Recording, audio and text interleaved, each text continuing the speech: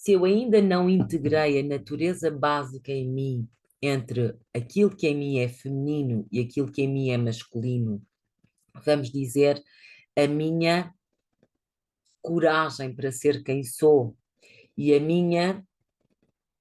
eu vou usar a coragem outra vez, para me deixar aprofundar e cair dentro de mim própria e deixar-me atravessar por tudo aquilo que em mim sente, ok? Quando eu ainda não me permito ser plena, inteira,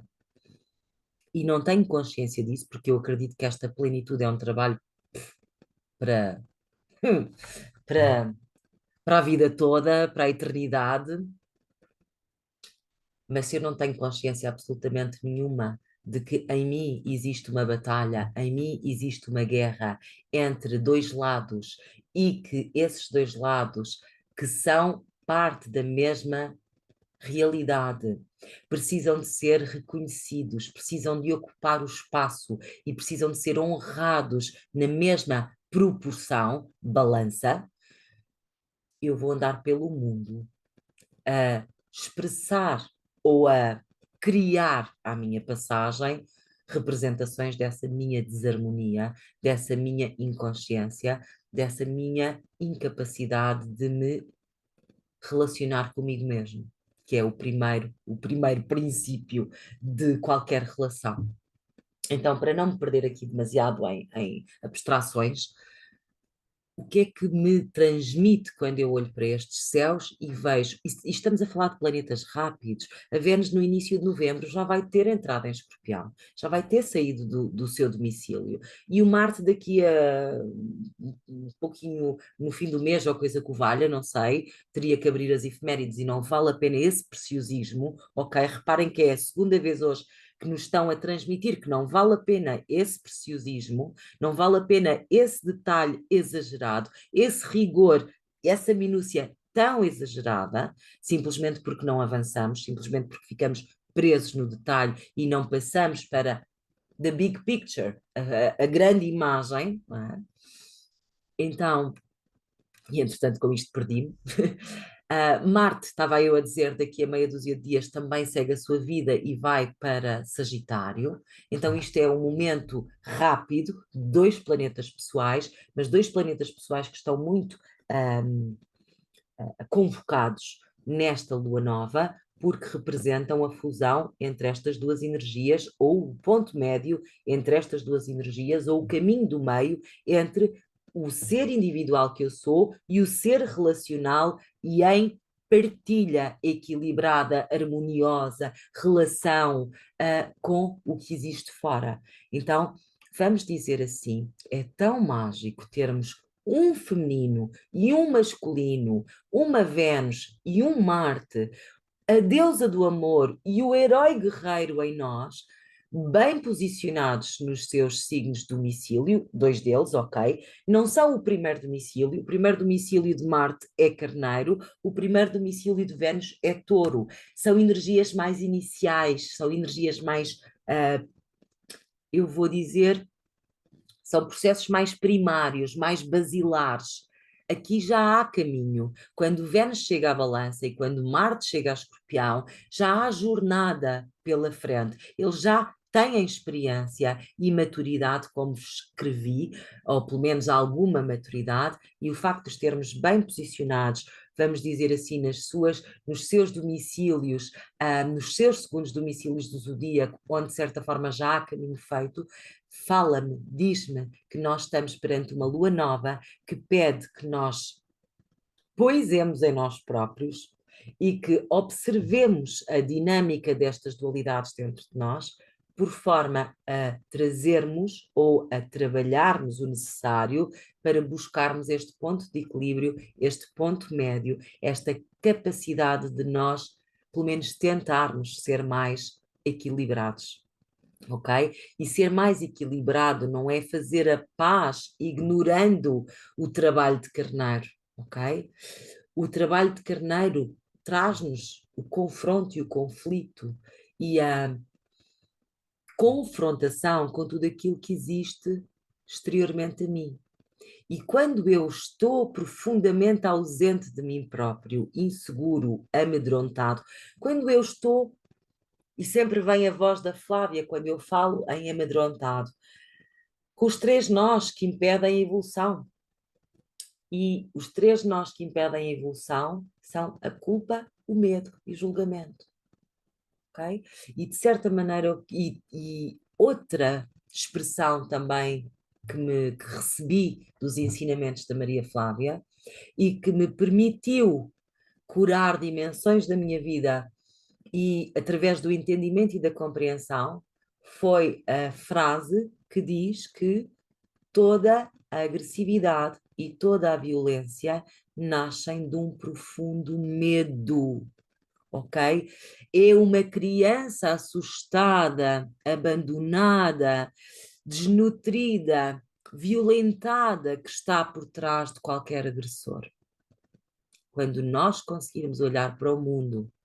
com corações abertos e amorosos e podermos ver nos lugares onde mais nos dói, onde mais há agressividade, onde mais há violência, onde mais há destruição, quando nós pudermos olhar para esses lugares e percebermos que por trás daqueles bichos feios, dos monstros horríveis que nós pintamos, por trás de toda aquela negritude, existem crianças como todos nós, porque todos somos uma criança divina. Existem crianças como todos nós, abandonadas, amedrontadas e aterrorizadas.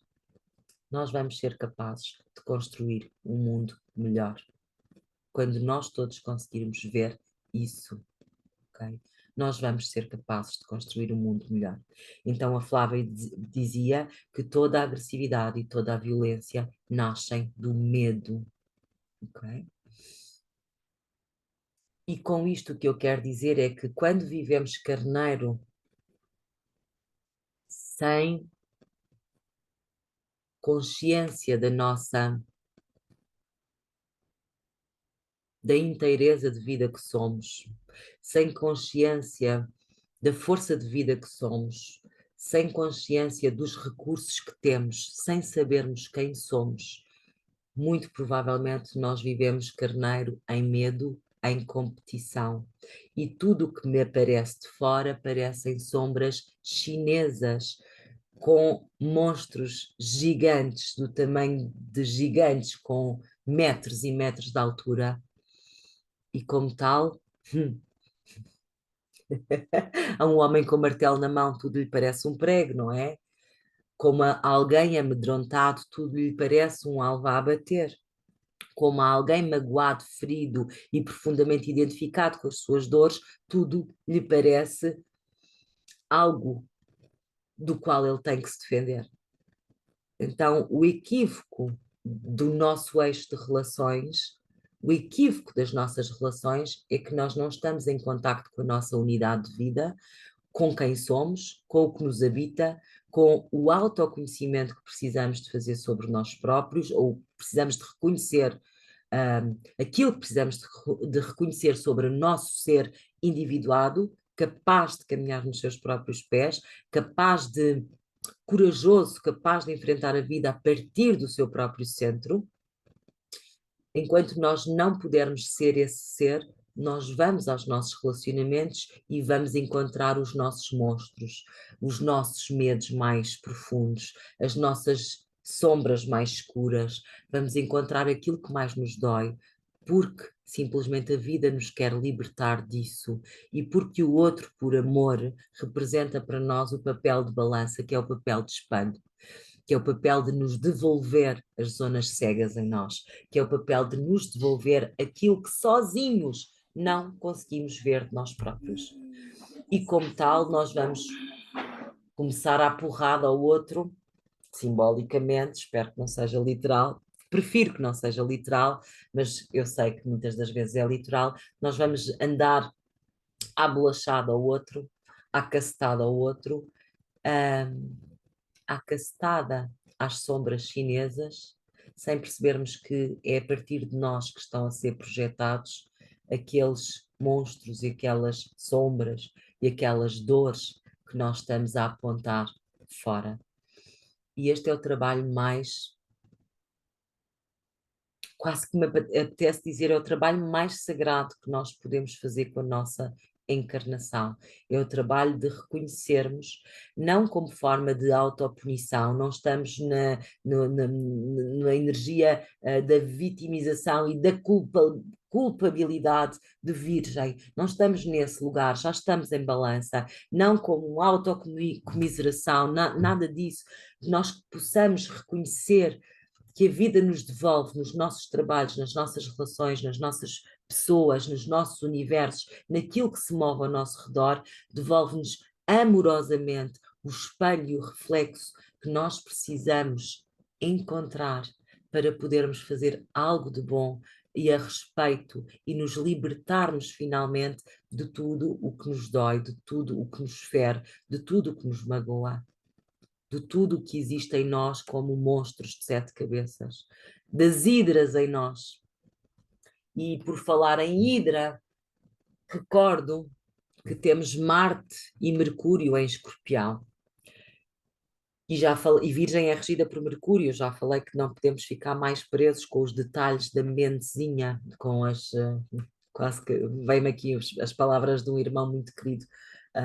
mas que eu não vou verbalizar, não há necessidade, mas os detalhes são detalhes da mentezinha que nós ficamos ali a alimentar aquela pequenez, em vez de fazer algo de útil, de grande e de bom e de significativo e de melhor com a nossa vida. Então, move on, saiam dessa. A mente já não tem nada para dar, ok? A mente, e curiosamente, ai, desculpem trazer, mas eu sou chamada a trazer, curiosamente, é Mercúrio, que é o regente esotérico de Carneiro. Vamos dizer que ao nível do propósito da energia de Carneiro, vivida por alguém consciente, alguém que trouxe a sua alma, o seu espírito, tudo até ao seu bife, está inteiro, está presente, está completo, ainda que não esteja perfeito, não há essa perfeição, nós todos estamos, há tantas camadas de crescimento, mas eu a querer dizer que é Mercúrio que rege ao nível da astrologia esotérica, que é aquela que nos vê além da nossa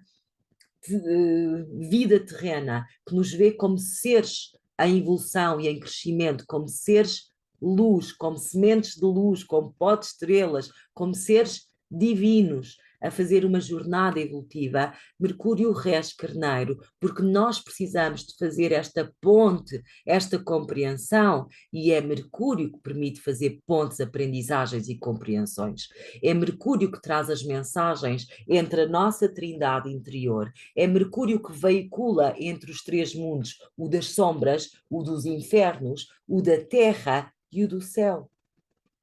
A mitologia de Mercúrio diz-nos isso, do deus Hermes, do deus Mercúrio, não é? Mercúrio era o único deus do panteão grego, romano, não sei, eu digo greco-romano, mas as mitologias são muito semelhantes, têm nomes diferentes, mas são a mesma, como as religiões, também têm coisas muito semelhantes e depois têm as perversões das mentes dos homens, as distorções das mentes dos homens, mas a essência é a mesma. Então, de certa forma, de certo modo, Mercúrio como regente esotérico de Carneiro, o que nos diz é que nós precisamos de fazer a ponte entre os nossos 3 mundos. A ponte entre o Mercúrio que somos nós, o Sol e a Lua, ou a Terra e o Céu, a mentezinha, o ser humano aqui no meio, entre o chão da nossa querida Mãe Terra e o céu azul do nosso Pai Sol. A Flávia também falava disto muito magicamente, de uma forma que eu não consigo replicar. Mas só o ser humano pode voltar a religar as polaridades. E nós fazemos isso quando estendemos as nossas raízes até à nossa Mãe Terra, quando nós nos deixamos enraizar na vida da materialidade, na Mãe Gaia, e quando nós nos permitimos estender a nossa, o que será a antítese das raízes? A nossa copa até aos céus, até ao sol, até Deus. Então, a nossa vida